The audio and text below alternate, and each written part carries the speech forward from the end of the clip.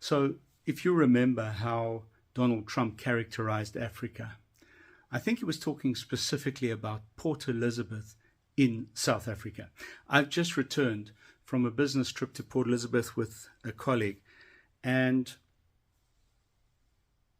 we were mugged. We were mugged in Port Elizabeth. I was stabbed in Port Elizabeth, and my cell phone was taken. In discussion with the police in Port Elizabeth, the South African Police Services, it appears that it's absolutely impossible for them to patrol the tourist intensive areas, specifically around the casino and the hotels and the restaurants in that area, because there is a place called Happy Valley, which is actually under that area, with steps coming up onto the promenade, and robbers, professional robbers, come up the one set of steps.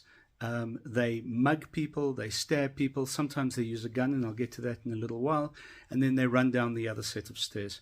And they just need to steal 2 cell phones a night to make themselves 10,000 Rand from all of those pop-up stores in all of those shopping centers around Port Elizabeth, and in fact around the rest of the country.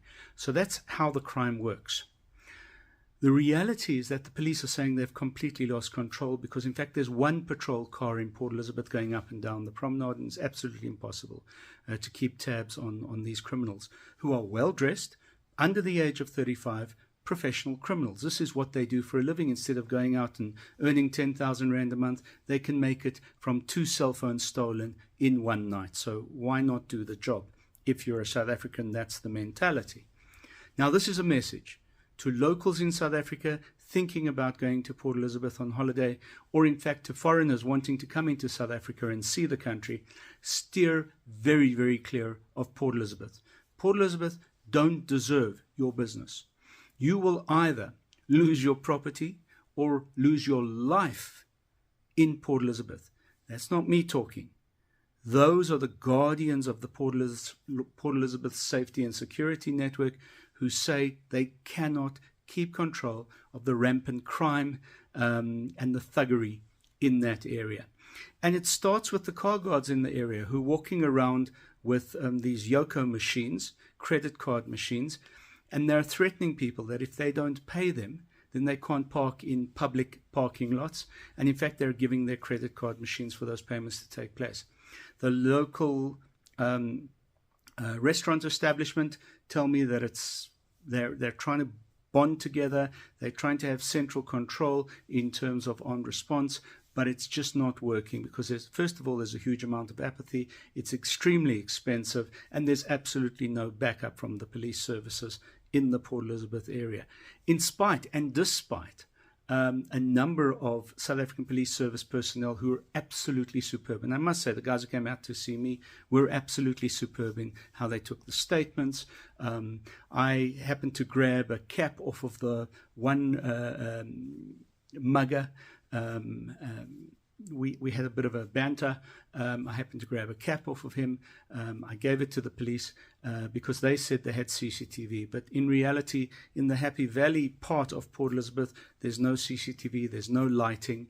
And when the sun goes down, you really, truly are on your own. Just to give you an indication, so I was mugged, stabbed, etc., etc.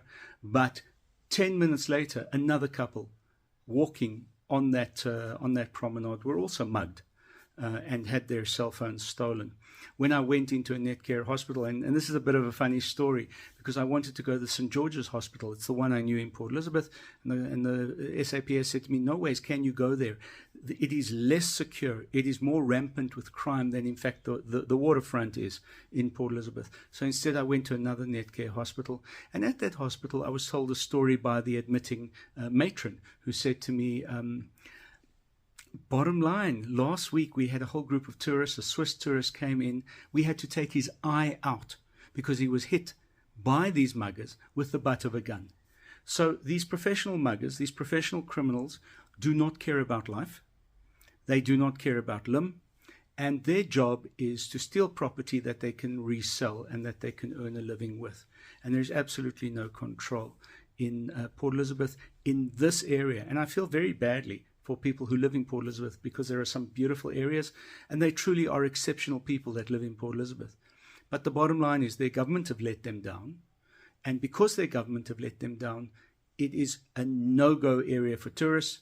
It is a no-go area for foreigners wanting to come into South Africa, tourists from other countries and wanting to see Port Elizabeth. And it is really a beautiful city and a beautiful province.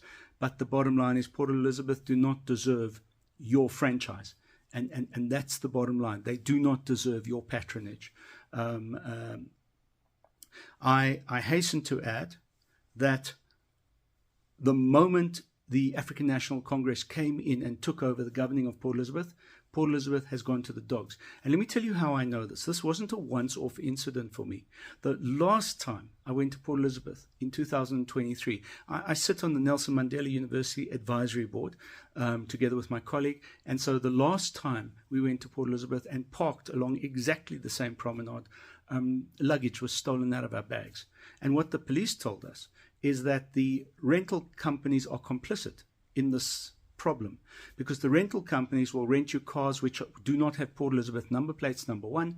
And in fact, there are people hanging around the rental cars that will follow you to where you park because they know you've got luggage and they know you've got valuables in your car. So the bottom line is, when you rent, in fact, anywhere, insist on a local number plate, not a foreign number plate. So, for example, if you're in Port Elizabeth, make sure you don't get a KZN number plate, because it's a dead giveaway.